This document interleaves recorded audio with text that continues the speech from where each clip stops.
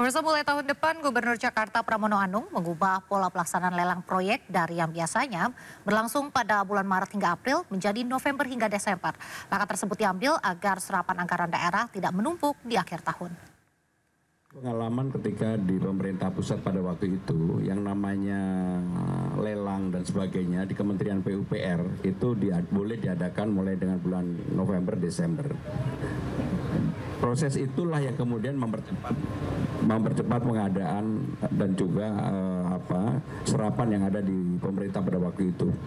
Maka dengan cara yang sama saya memberikan izin untuk lelang itu diperbolehkan pada bulan November Desember, tapi pelaksanaan awal tahun depan, sehingga dengan demikian tidak seperti yang sekarang proses lelangnya itu baru pada bulan Maret, April, dan kemudian pelaksanaannya baru bulan Oktober, November, dan kemudian uangnya menumpuk di bulan Desember seperti yang kemarin disampaikan oleh Bapak Menteri Keuangan.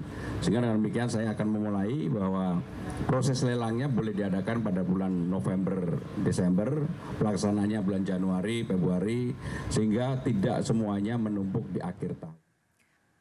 Wakil Presiden Gibran Rakabuming Raka tolak meminta maaf dan mundur dari jabatannya sebagai Wakil Presiden Republik Indonesia. Gugatan 125 triliun rupiah terhadap Gibran tetap berlanjut ke tahap berikutnya.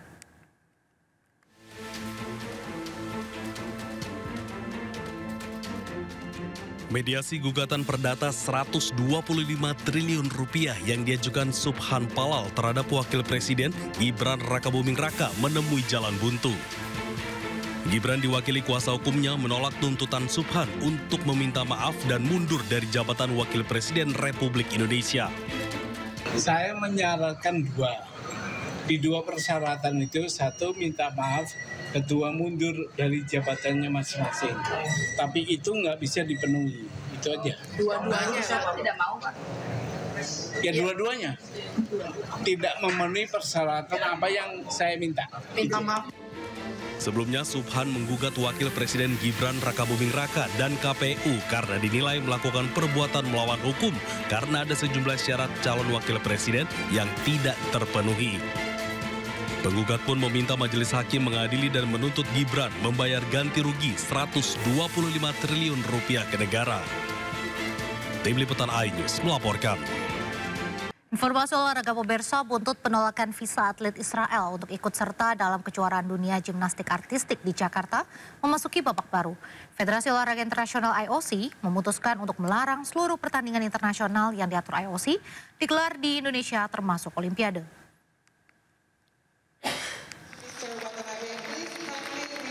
Dewan Eksekutif IOC memutuskan untuk melarang Indonesia menggelar event olahraga di bawah payung IOC termasuk Olimpiade. Keputusan ini diterapkan hingga pemerintah Indonesia dapat menjamin seluruh atlet terlepas kewarganegaraan mereka bisa tampil di event olahraga. IOC juga merekomendasikan seluruh federasi internasional untuk tidak menggelar event atau pertemuan apapun di Indonesia hingga masalah ini terselesaikan. Keputusan diambil IOC dengan alasan agar tidak ada lagi diskriminasi terhadap atlet ke depannya.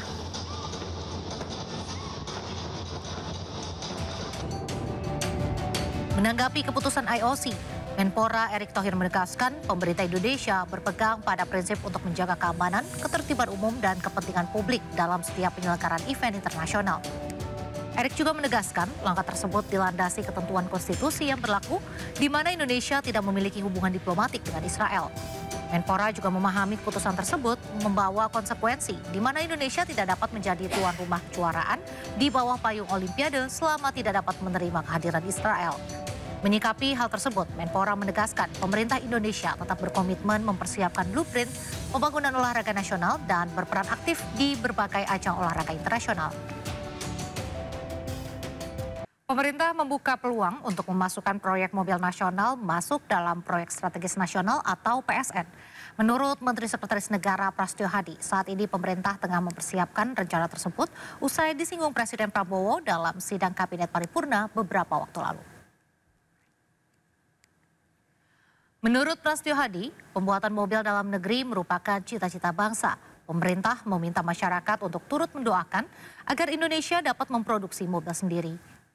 Meski demikian, Prasetyo Hadi masih enggan mengungkapkan pihak terkait yang akan bertanggung jawab untuk membuat mobil nasional.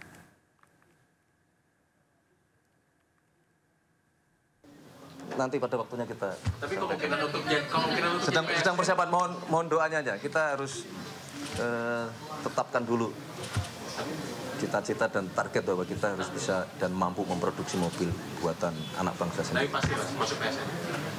Ya nanti kita lihat. Rasa-rasanya. Indonesia bakal punya mobil nasional produksi sendiri. Presiden Prabowo menargetkan mobil buatan anak bangsa akan bisa digunakan tahun 2028.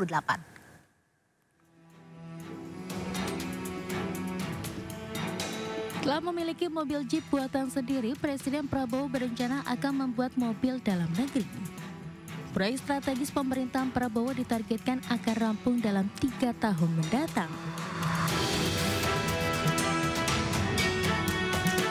Dalam rapat kabinet yang digelar Senin 20 Oktober 2025, Presiden Prabowo juga sebut pemerintah telah mempersiapkan alokasi anggaran hingga lokasi pabrik pembuatan mobil kebanggaan Indonesia ini. Kita mulai rintis, kita akan punya mobil buatan Indonesia dalam 3 tahun yang akan datang.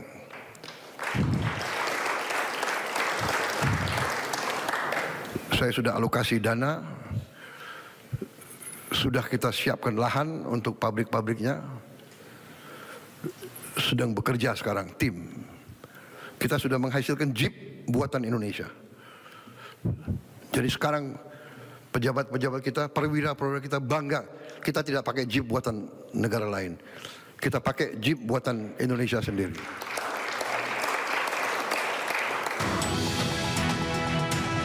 Saat ini Presiden Prabowo menggunakan mobil maung Garuda Limousine dalam menjalankan kegiatan sehari-hari. Para perwira TNI dan pejabat juga menggunakan maung untuk kendaraan dinas mereka.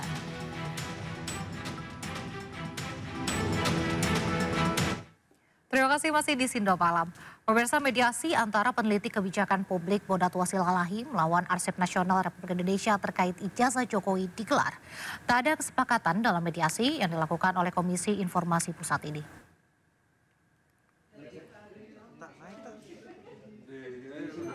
Sidang mediasi sengketa informasi publik tentang ijazah Jokowi berakhir deadlock atau tanpa kesepakatan. Mediasi ini dihadiri langsung oleh termohon Bonatua Silalahi dan pemohon pihak Arsip Nasional RI. Bonatua menjelaskan bahwa yang menjadi objek sengketa bukanlah sosok orangnya, melainkan ijazah Jokowi. Ia menilai dokumen ijazah Jokowi seharusnya menjadi arsip publik dan disimpan oleh Arsip Nasional.